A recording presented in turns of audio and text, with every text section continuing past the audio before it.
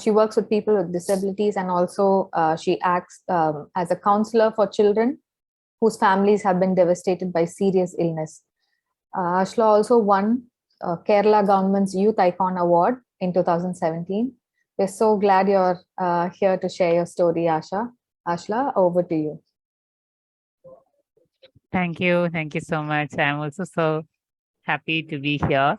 So may I request, we have time, just shall we take 1 minute to introduce? I would really love to hear all of you just in one line, at least, so that I know like whom I'm talking to. Shall we? Just one line. Maybe we'll start with Sandeep and go to Sandeep. I know for sure, but still, shall we? Yeah, so I'm Sandeep. So I'm working with the Justice and Hope as project coordinator for Unnathi. So as you know, I'm also a person with disability in a wheelchair. And something you may not know about me is I love listening to songs and music.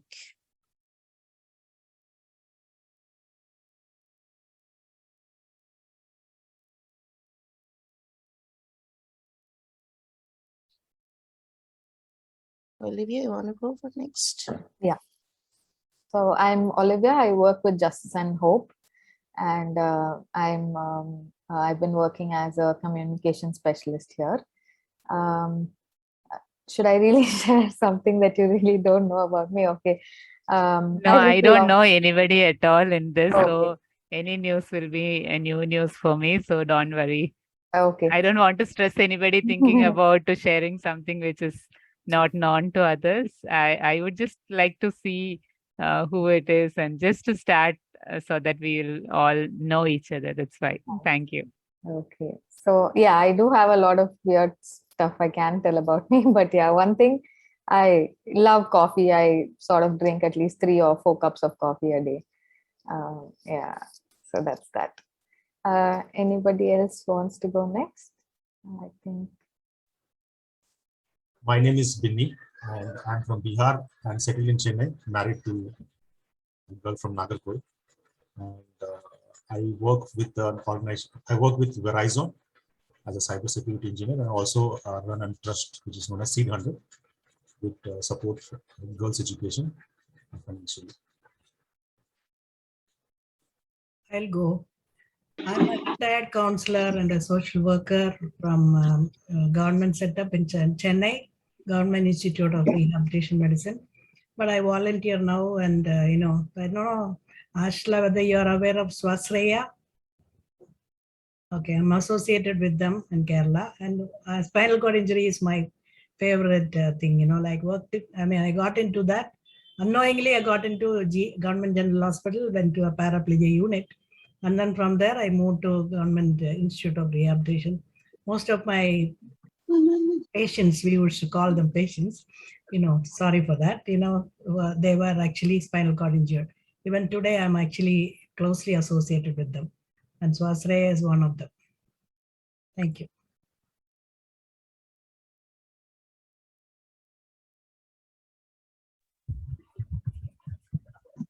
I'll go next.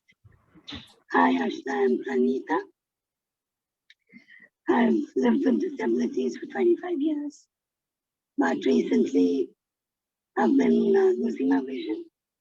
And you could say that currently I'm legally blind. I can see a little, but that would still be considered legally blind. Yeah. So thank you so much for joining us today. Waiting to hear you.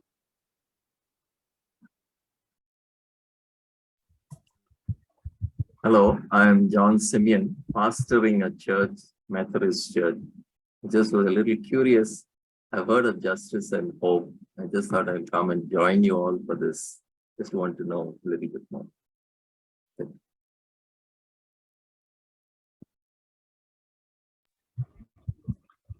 I'm Mrs. Indra Paul. I'm a well-wisher of Justice and Hope. And I try to counsel and I try to help people around me who want my help and who deserves help. And encouraging words I give, monetary help also I do. That's my, that's what I do. Thank you.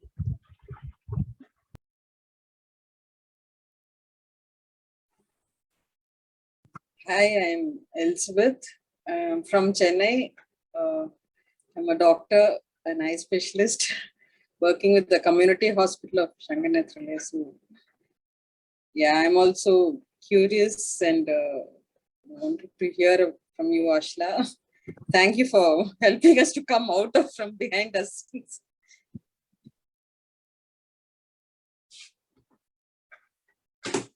Thank you for coming up and speaking.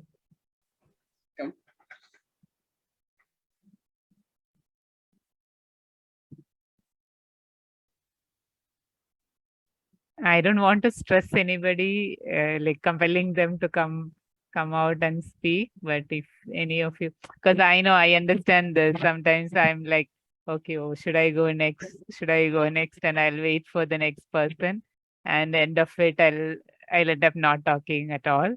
So I understand that kind of a feeling if somebody is going through that now. So I don't want to compel anybody. So, but please feel free. Okay. My name is Sydney Gandhi. I'm a retired railway employee. I also worked with the Equip India, a Christian NGO working among people with disability, HIV, and AIDS and leprosy.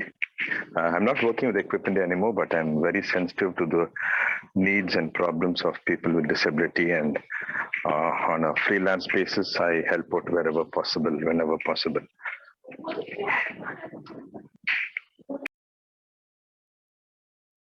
Thank you. Is there one more person who would like to introduce? Otherwise, I'll just go with my story. I didn't want this to be my own sound. That's why I'm so bored of my own voice.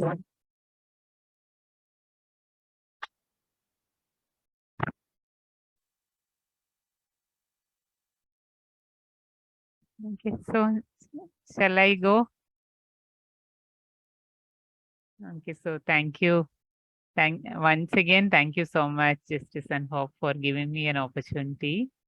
So I'm so happy and grateful to be here in this group at this moment to share my story. So I'm not sure what part of my story to share or how do I like frame this so that you get something new from it, because I told my story many times and now I don't know which part of it is new anymore. So, but I'll just start with like, okay, I'll just go from my heart.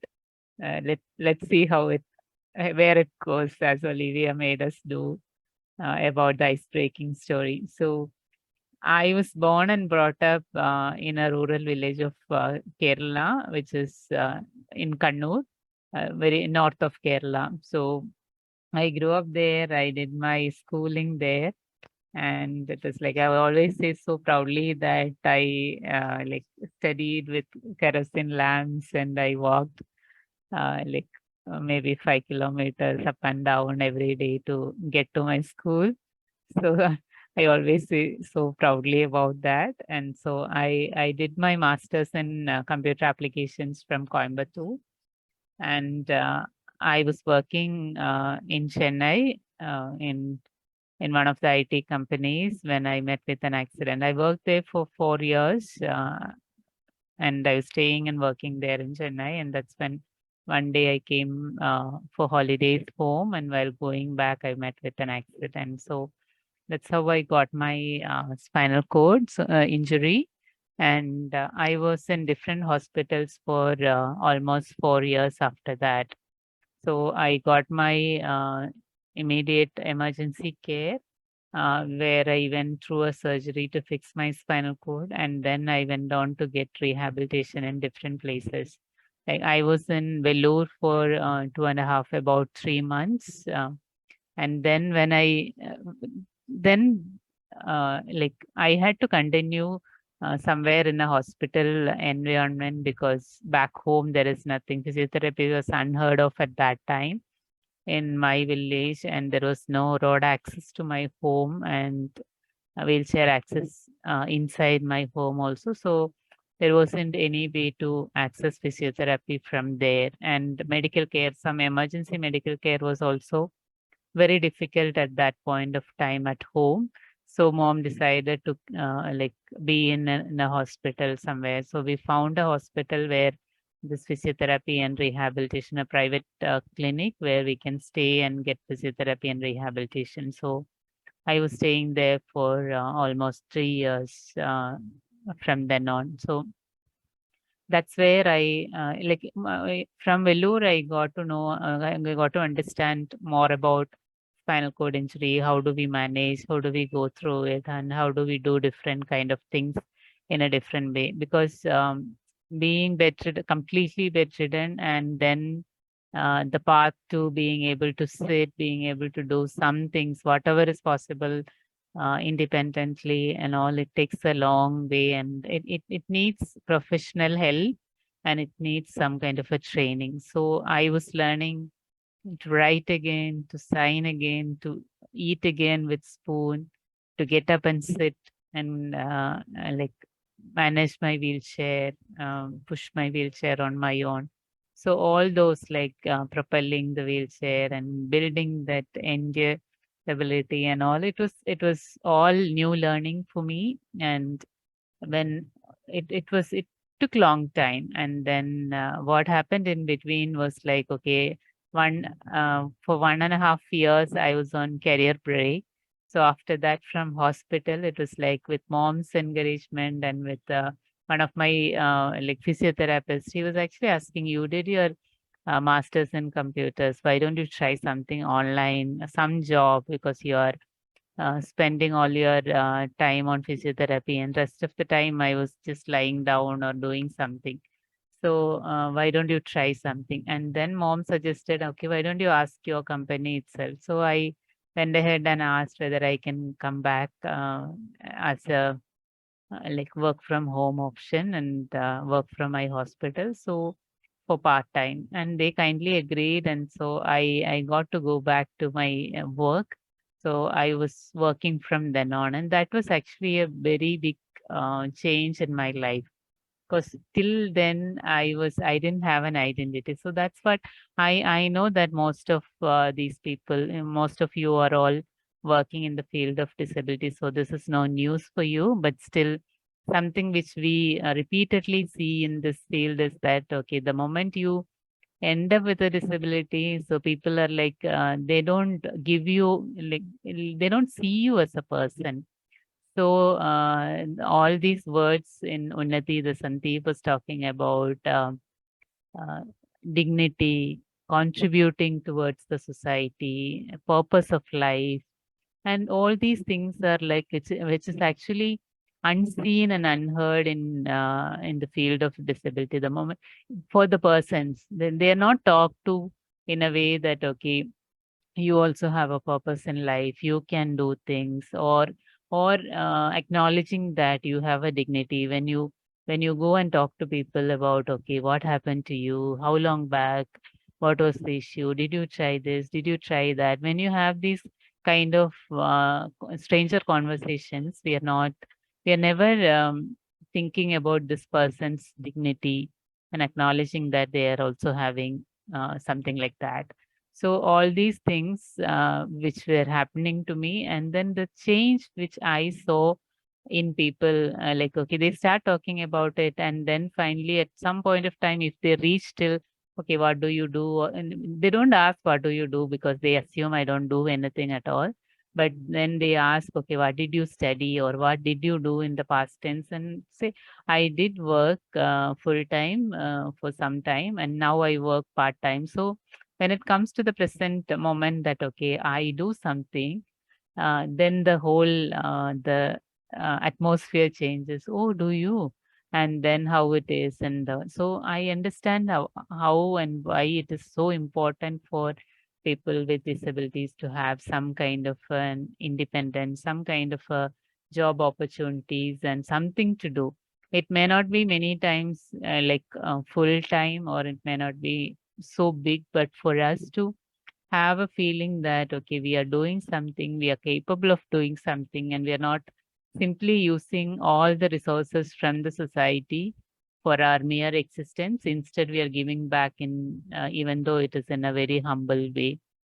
So I'm so glad that Unnathi is doing it. And I can also imagine the kind of challenges you must be going through, Sandeep and team, because we also see the same kind of challenges here. So that was a big change in life that gave me some kind of a confidence that, okay, I can do something, I can try something out. And then, okay, it continued. I was still in hospital trying to get my physiotherapy and all. And there was a time wherein we couldn't actually stay there for the whole lifetime, because it's a long-term affair, and then things were getting expensive, and I couldn't stay longer there. So mom was like, okay, what do we do? Maybe we go back home and find some options over there. So, but then the work which I was doing, as I said, in my village, the access to internet was also very bad.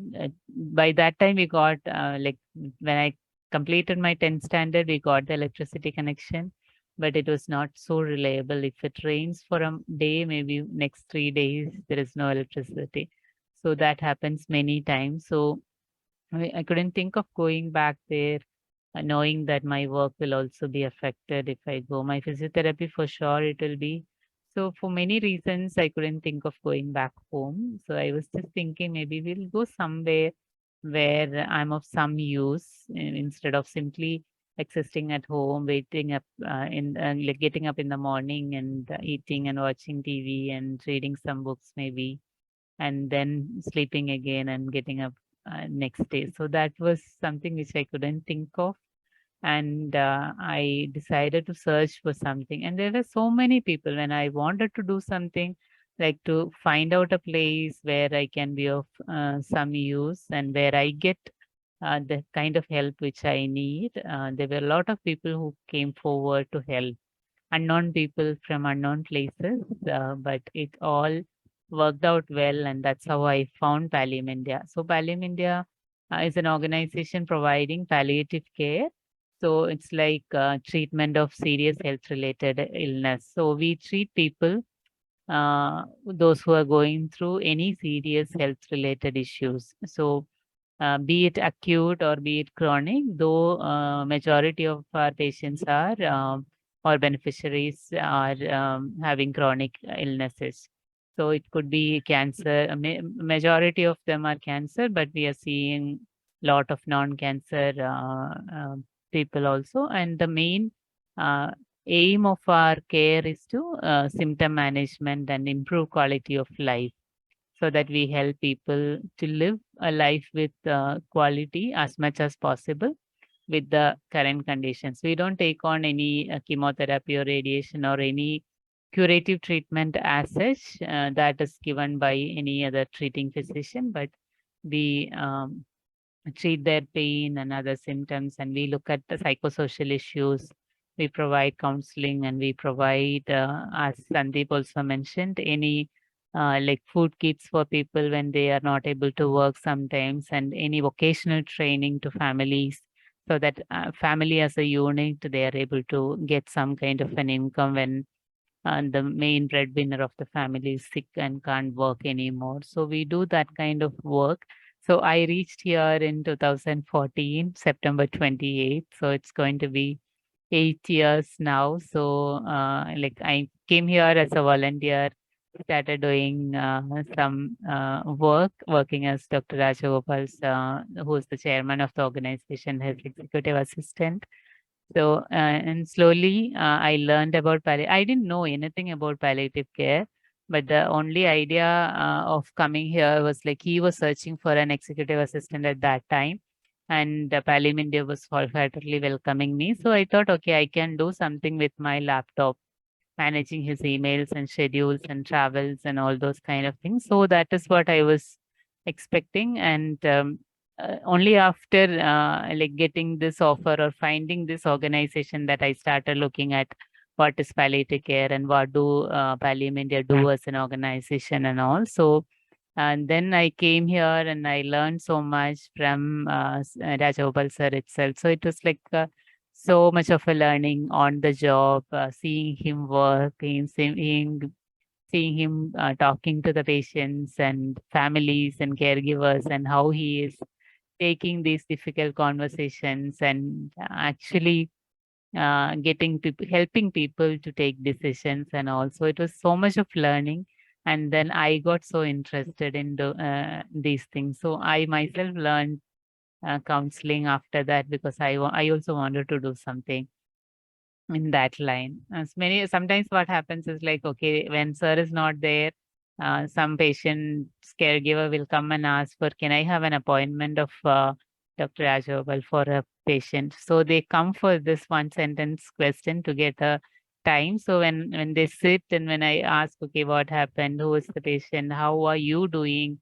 Because many times what we forget is to ask how that person is doing. Because the moment somebody in the family is sick, what we expect is all other members of the family be so healthy and strong and wise and so caring and loving, that okay, you care for this person. So at least I saw that in many times. At least I got all the attention, even if not as a patient, person many times, but as a patient alone. But still, some attention like comes to the patient. But the caregivers, so-called bystanders, they're never seen anywhere. So they are not allowed to sit. They don't have a name. They don't they don't have any other diseases or anything.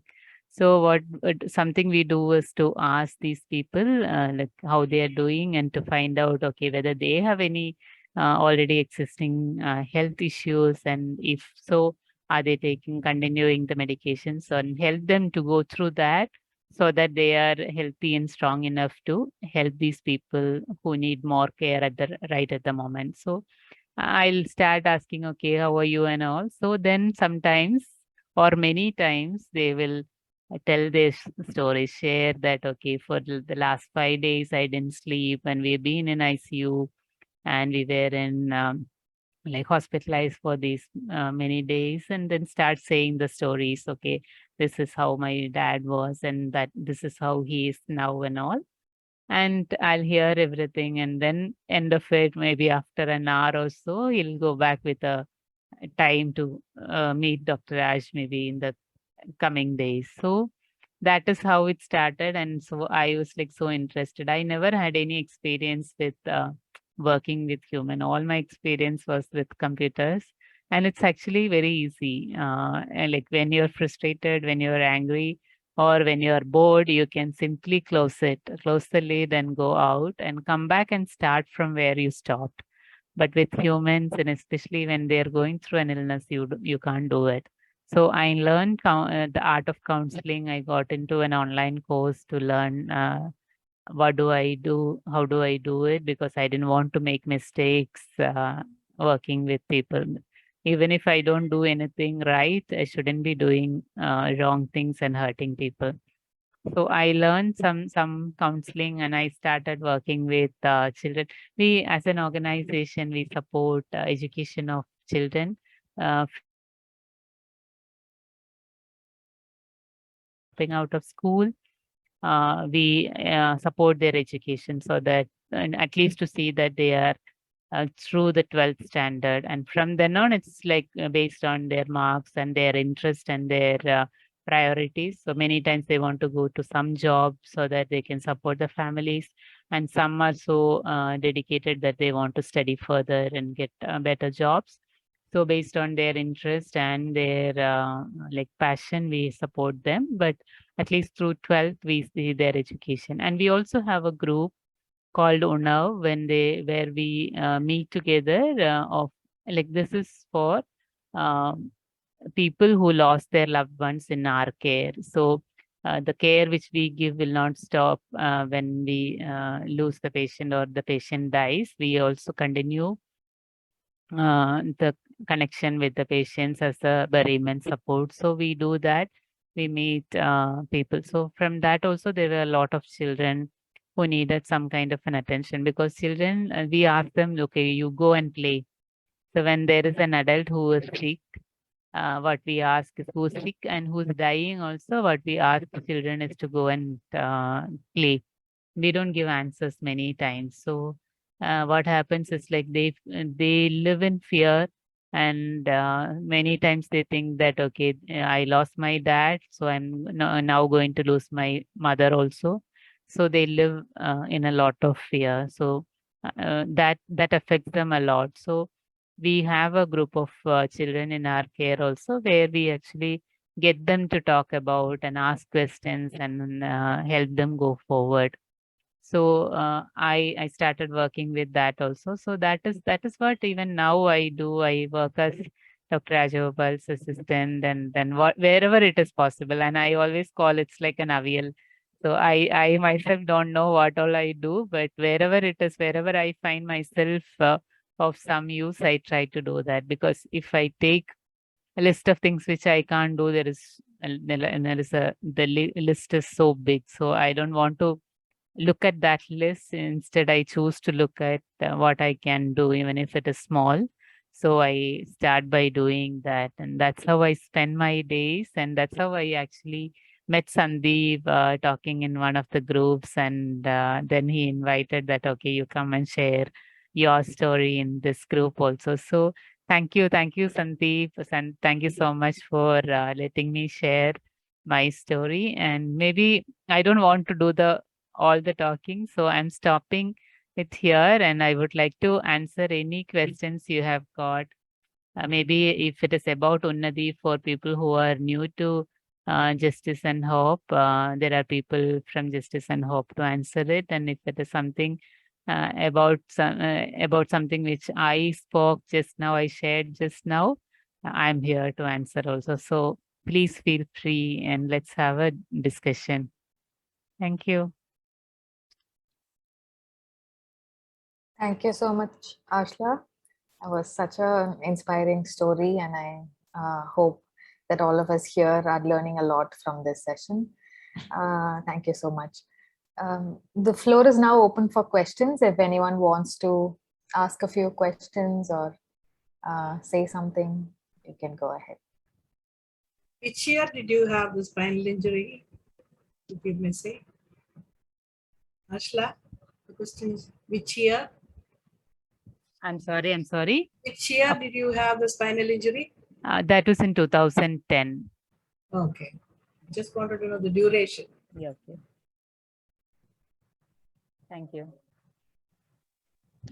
Yeah, I have a question.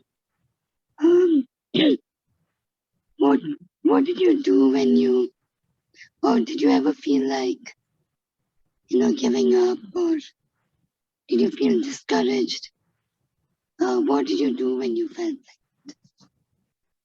like? Thank you, Pranita. I think it was mainly one day at a time for so long, because I don't know what is the next step and what is the right step ahead. So many times it was so, and then at least I had my family with me, so to support. So that was a strength to go through. And it wasn't every day was not the same, and there were days when I don't feel like getting up, or I'm not encouraged to do anything. But okay, so that day is also like, okay, there is another day coming next, so that day we will do something. So that is it. I don't say that it was an easy journey, but I'm so grateful that I made it till now. So I'm not sure how to exactly answer Pranita, but I think with the support of people around, and with the hope that, okay, there is something better for the next day, I'll find something better next day, and also to see what we can do right at the moment. And that helped me a lot. So I learned to feed myself with a spoon. Okay, so I add that to a list of what I can do. And then I learned to write with a sketch pen. I still can't use a ball pen to write, because I can't hold and give the pressure for the ball pen to write, but I can still write with a sketch pen and a soft nib pen. So the day I learned, and it wasn't the letters A B C D for the first time, or E for the first time. It was all shapes which I started drawing because I couldn't get to write letters yet. But still, that was something. So it's looking at, okay, what do you do which you couldn't do it yesterday? So looking at that as an achievement and encouraging yourself to try again. So that is something which I try to do. And to see the support which people are giving may not be the people who were best friends before, but new people around giving you a smile, giving you an encouraging word. So holding on to that and then going to the next day. So maybe that is something which helped me, Pranita. Thank you. Ashla. Thank You you. had a cervical injury? Yes, ma'am. It was a spinal cord C5, C6 injury. But I think CMC Vellore would have done something good for you. Rehab? I was there in Vellore for Yeah. 3 months. Many So people that, have gone there yes. somewhat successfully.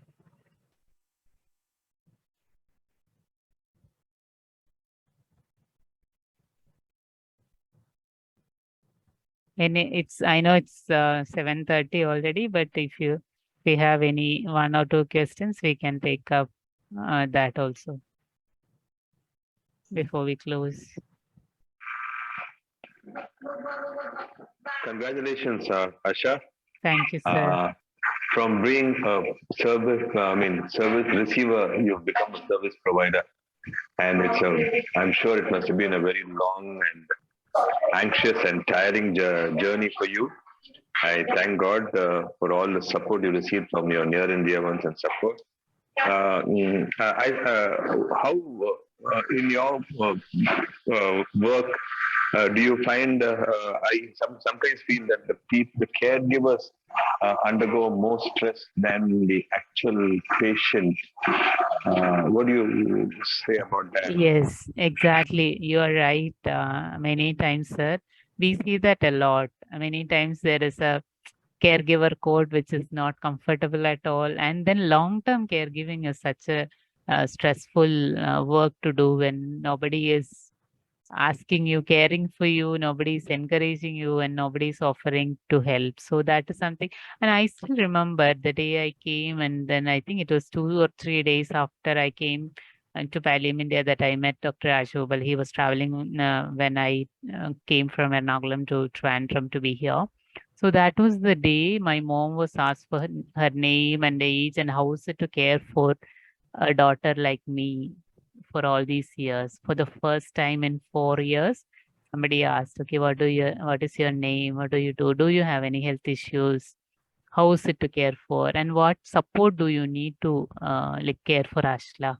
That was for the first time I heard. And then the moment I heard that, I realized she wasn't asked that for all these years. We were in different institutions. So, and that is very difficult. And then the kind of care and comfort which she receives is is what decides how comfortable and how much cared I am. So I'm so grateful that we are in such a place wherein she gets all those, but not many are lucky to be acknowledged and to be cared for. So thank you so much, sir. You're welcome, Ashla, and really hats off to you, and hats off to your parents, your very close caregivers also. And oncology and palliative care is very, very sensitive and tiring. I've had experiences with certain people, and I know you're doing a great job. Keep it up. Thank you, sir. Okay. Sandeep or Olivia, over to you. Thank you, Ashla. Thank you for answering the questions as well. It's been such an inspiring session, I think, for all of us to be able to listen to Ashla's story And I'm sure all of us are taking back something. For me personally, I think the way she said how, taking it one day at a time, and also not looking at the lists of what we cannot do, but what we can do, and, encouraging ourselves. Thank you so much, Ashla. That was such a good reminder for all of us. So with that, we are going to be wrapping up this month's Unnathi Meet. So we keep meeting every month as a team over Zoom call. So please feel free to share your feedback on what we can do more or how else we can be of help. And you can also volunteer as a moderator. We're all still learning. So you can definitely volunteer to moderate the event as well. So we look forward to meet you all in our next Unnathi Meet. Have a great weekend, everybody. Thank you. Okay. Thank you. Thank you so much once again. Thank you, everyone.